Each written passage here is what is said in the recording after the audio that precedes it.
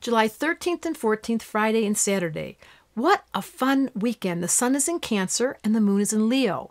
These two together, when you put a Cancer and Leo, it's like the perfect mom or the perfect cheerleader or somebody that's going to encourage you and you're going to feel so supported by them and they're going to be the best person to tell you you can do it. It's kind of like a perfect coach. So if you're feeling it all this weekend, like somewhere you're losing your chi, you might want to give yourself permission to say, who can I get some support from? Sometimes when I'm playing with Leo energy, I will say to them, I really want to give you a compliment. They just love that feeling. And all of our egos need feedback. We tend to pretend that the spiritual people don't have egos. Well, raise your hand if you have an ego. Oh, look, everybody's raising their hand. We all have an ego. And when you feed it and nurture it from a healthy point of view, where you're doing it to keep your chi going, when you're a Leo Cancer together, this combination, you give so much. But what's coming back to you? Who's celebrating you? That's what I want to ask. So this weekend's a great opportunity. And there's this wonderful Grand Trine in Water hasn't left yet. That sun is in Cancer and the moon, Jupiter's in Scorpio and Neptune is in Pisces.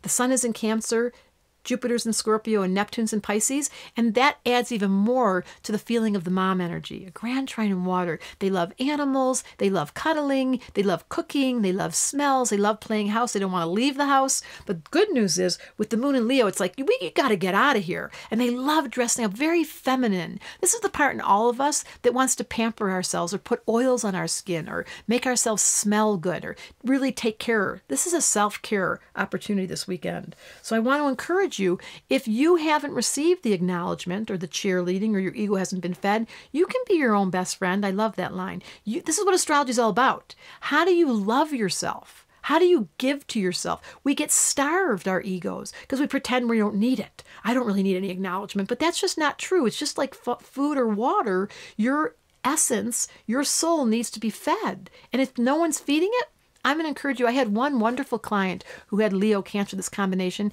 that she used to buy herself flowers and write a little note to herself. And when the delivery would come, she would pretend that it wasn't from herself. But she had to give herself the gift because her need for being able to be given to was greater than what she was receiving.